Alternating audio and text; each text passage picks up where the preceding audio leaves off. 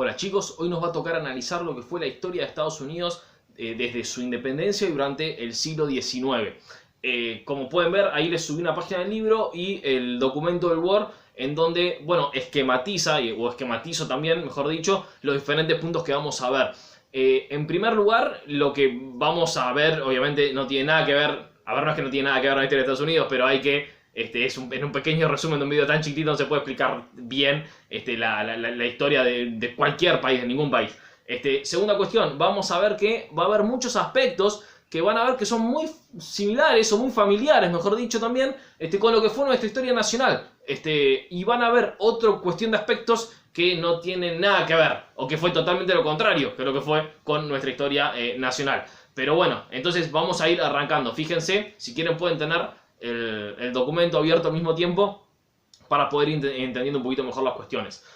Fíjense, la independencia de Estados Unidos, que la tuvieron el año pasado, empezó se dio en 1776. Yo miro para abajo porque tengo acá el machetito para no perderme con las mismas cuestiones que le di a ustedes. Empezó en el 76 y ya empezó con una paradoja enorme que va a marcar la historia de Estados Unidos hasta la actualidad, hasta hoy en día también. Porque se impuso como una república democrática, representativa, basados en los ideales del liberalismo, la libertad, la igualdad, etcétera, lo cual estaba marcado hasta en la Declaración de Independencia que fue redactada principalmente por Thomas Jefferson, que fue el tercer presidente de Estados Unidos, en donde hablaba de la libertad y la igualdad, pero mantenía la esclavitud. Es más, Thomas Jefferson, el hombre que escribió la Declaración de Independencia de Estados Unidos, o principal redactor, era el máximo propietario de esclavos de las 13 colonias de Estados Unidos. O sea, que había libertad y había igualdad, pero para algunos, no necesariamente para todos. Entonces, esto va a marcar la historia de Estados Unidos de manera abismal, repito, hasta el presente. Ustedes se dan cuenta por sus propios términos. Además de eso, a partir desde el año 1780, o mismo desde poquito antes de la independencia, lo que se estaba dando también en Estados Unidos, y esto es algo bastante diferente a nuestra historia nacional, es que se estaba empezando a dar el proceso de la primera revolución industrial. Ya había alguna serie de máquinas, ya había alguna serie de herramientas, y ya existía la idea en grandes emprendedores, en muchos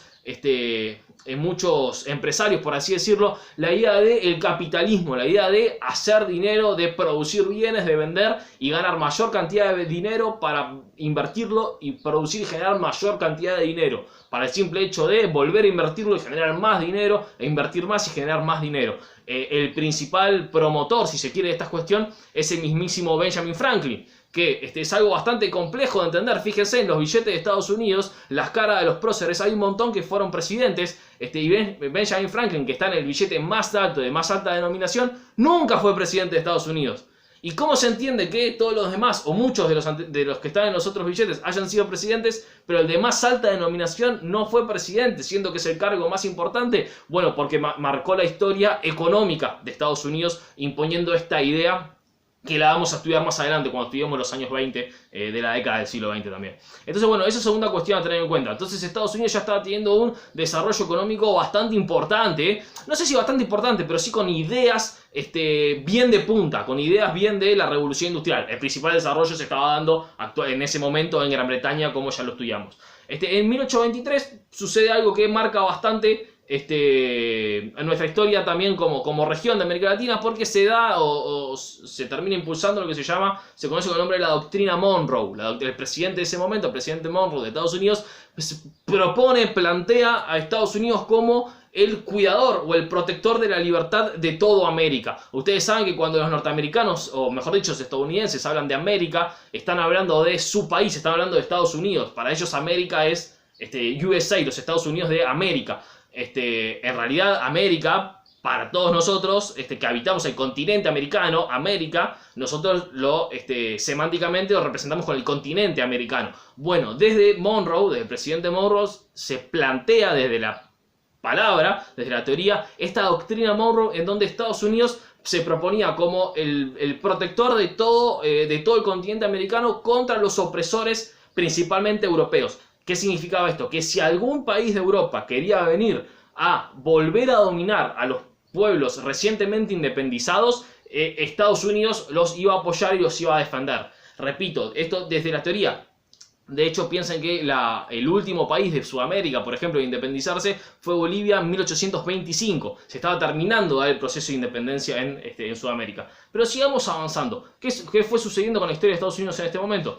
Bueno, desde 1825 a 1850, fíjense, yo ahí les puse la expansión al oeste. Esto es algo bastante similar a lo que sucedió en Argentina con la llamada conquista del desierto, la llamada campaña del desierto. ¿Por qué? Porque tenía una búsqueda, tenía una serie de objetivos que los norteamericanos lo denominan con el nombre de la doctrina del destino manifiesto. El destino manifiesto planteaba, interpretaba que existía una ola de civilización, una ola de progreso, una ola de prosperidad, utilizando las palabras que ya analizamos en el darwinismo social, por eso las explico. Existía esta ola de progreso y de civilización, se expandía desde Europa hacia el oeste, de Europa hacia el occidente. Entonces, así como Colón había llegado a América, y repito, proponía la doctrina del destino manifiesto, así como Colón había llegado a América trayendo la civilización, era la teoría, era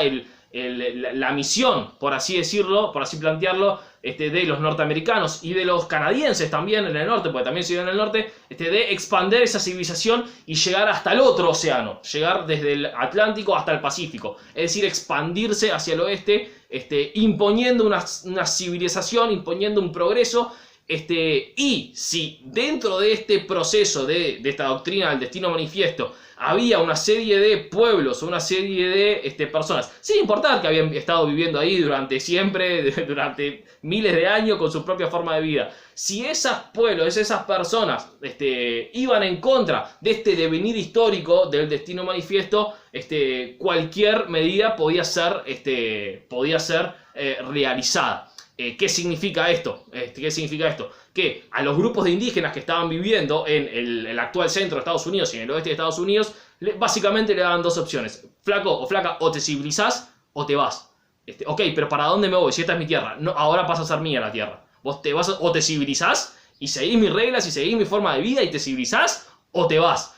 Hasta que llega un momento en donde te vas hasta que llegás al Gran Cañón del Colorado y te vas para abajo del cañón, o llegás hasta el otro océano y te vas nadando hasta las Filipinas, no sé hasta dónde te vas, pero te vas. Entonces, la doctrina del destino manifiesto produjo este progreso, este avance de Estados Unidos hacia el oeste. Esto se dio principalmente, ahí lo pueden ver en lo que yo les pasé, gracias al ferrocarril, que le permitía trasladar un montón de personas, no solamente personas, sino también víveres, sino también ejército, sino también un montón de cuestiones, alimentos, para poder ir expandiéndose hacia el oeste. Estas tierras que eran consideradas desiertas, habíamos analizado qué significaba ser desierta. No es que no había habitantes, sino que no había estados-naciones en ese momento.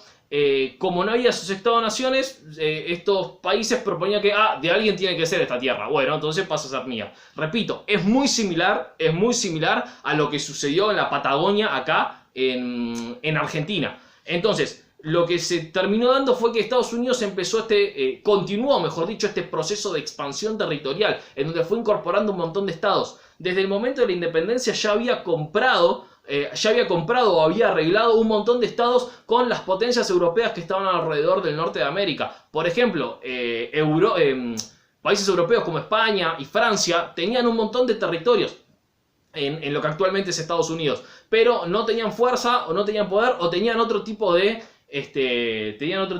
emprendimientos o de ideas, de proyectos. Entonces vendieron esas tierras, algunas las cedieron por tratados, otras las vendieron a Estados Unidos. Entonces Estados Unidos fue comprando varios territorios y los que no fue adquiriendo, no fue comprando, los fue conquistando por la fuerza. Entonces fue expandiendo hacia el oeste hasta que terminó de constituir, de comprar todo, de conquistar todos los territorios que tiene actualmente. Es más, hasta Alaska se lo termina comprando a los rusos. Rusia tenía propiedades, el Estado ruso, el zar de Rusia tenía propiedades acá en América, Alaska. Bueno, ya termina comprando, Estados Unidos se termina comprando a los zares de Rusia. Entonces, toda esta expansión hacia el oeste se dio al mismo tiempo, algo que sucedió también, bastante similar acá con lo que pasó en Argentina, al mismo tiempo que llevaban inmigrantes.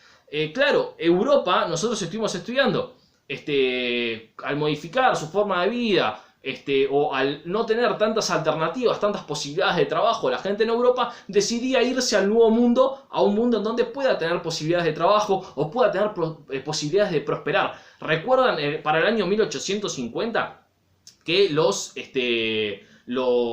obreros, nosotros estudiamos, que no tenían muy buenas condiciones de vida, no ganaban mucho, no podían comprarse una casa, no podían mantener bien a su familia, no podían tener nada? ¿Cuál era una opción? Irse al Nuevo Mundo, venir para América. Algunos vinieron para acá, para Argentina, pero ya, ojo, estamos hablando de 1880, 1870, 80 en adelante. En Estados Unidos de 1830 ya estaban llegando inmigrantes de un montón de países, de Alemania, de Irlanda, de Italia, muchos de distintos países de Europa. Con respecto a la religión judía, cuando los expulsaban de distintos países de Europa, Estados Unidos, también llegaban a Estados Unidos. Entonces fueron floreciendo, teniendo un montón de inmigrantes, cada vez mayor cantidad de personas que cada vez trabajaban más, que cada vez tenían más familias, que cada vez aumentaban más la cantidad de gente. Claro, y cuando hablamos que aumenta la cantidad de gente, estamos hablando que aumenta la cantidad de trabajadores. Al mismo tiempo está aumentando la cantidad de fábricas, al mismo tiempo aumenta la economía, al mismo tiempo aumenta la cantidad de consumidores. Esa gente no solamente trabaja, sino también tiene que comer. Entonces la economía y el desarrollo norteamericano estaba creciendo de una manera abismal, nunca antes vista en la historia. Y todo esto era mantenido por esta cuestión de la expansión de la frontera al oeste. Cada vez había mayor cantidad de tierras. Si alguien en Nueva York no encontraba trabajo, se tomaba un trencito, se iba hasta, no sé, Arkansas o hasta los nuevos territorios conquistados, y bueno, agarraba un Winchester, agarraba una escopeta, lo que sea, se plantaba ahí, decía, esta tierra es mía, porque yo la compré a 2 chirolas, la compró legalmente a 2 chirolas, literalmente, y la defendía, escopeta en mano. Entonces esa cultura o esa forma de vida que está radicada bastante en el sur de Estados Unidos también, bueno, fíjense, es una forma de vida que también se mantiene hasta hoy en día. La génesis, la manera de conseguir las cosas es algo que queda en las cuestiones culturales de las distintas sociedades y influye en las prácticas de todas las personas después. Pero bueno, así vamos terminando este primer video, así no se junta todo o no se junta tanto en un solo video. La próxima que tiene ahí, fíjense, es la guerra con México. Esto es tremendo. Lo que sucedió en la guerra con México fue lo siguiente. Había un estado de México llamado Texas, a lo mejor le suena, que estaba en el norte, en la norte de los Estados Unidos mexicanos. Ese es el nombre de México, el nombre completo de México es Estados Unidos mexicanos. Entonces Texas, como vio que a México no le estaba yendo muy bien económicamente, políticamente, de hecho hicimos un breve repaso de la historia de México, entonces en Texas empezó a haber un montón de norteamericanos que empezaron a comprar propiedades en Texas, compraron un montón de propiedades e iban a hacer sus negocios a Texas. Entonces empezaron a sembrar la duda estas personas diciendo, che, y si en vez de pertenecer a Texas, en vez de pertenecer a México, que no le está yendo muy bien, si se pasan para Estados Unidos, si pasan a ser una provincia de Estados Unidos, en realidad se llaman estados en Estados Unidos, si pasan a ser un estado de Estados Unidos, que Estados Unidos está floreciendo, se está agrandando económicamente, está yendo re bien, si se pasan para nuestro país, claro, imagínense ustedes, para que se pueda comprender, que una provincia de Argentina, por ejemplo, que es limítrofe con otro país, decía, no quiero pertenecer más a Argentina, ahora me quiero ir al país vecino. O al revés, no sé, una provincia de algún país vecino nuestro diga, no, la verdad que mi país no le está yendo las cosas demasiado bien, me quiero pasar para Argentina. Claro, si sos el país que está siendo desmembrado, el país que está siendo sacado de una de sus provincias, te vas a poner como loco. Para nada. Este territorio es parte de mi país también. Entonces, bueno, ahí fue cuando surgió la guerra entre México y Estados Unidos. Una guerra que duró cerca de 2 años. En un primer momento México tuvo una serie de victorias porque tenía su ejército mucho más cerquita. Cuando llegó a Estados Unidos con todas las armas, el ejército moderno que había estado practicando en esta expansión hacia el oeste, en este destino manifiesto en donde Daria Morgendorffer diría que no había muchos mexicanos que aplicaban a esa teoría o a esa doctrina, terminaron venciendo a los mexicanos no solamente en el norte, en lo que actualmente es Texas, sino que el ejército de Estados Unidos avanzó y sitió la propia México DF, rodeó la Ciudad de México y en eso obligó, o sea, en rendición por haber perdido la guerra, México tuvo que firmar un tratado en donde cedía un montón de territorios a Estados Unidos, Texas, California, Nevada, una gran cantidad de territorios, una gran cantidad de estados dejaron de pertenecer a México y pasaron a pertenecer a Estados Unidos. Continuamos con esto en otro video para que no sea uno solo tan largo.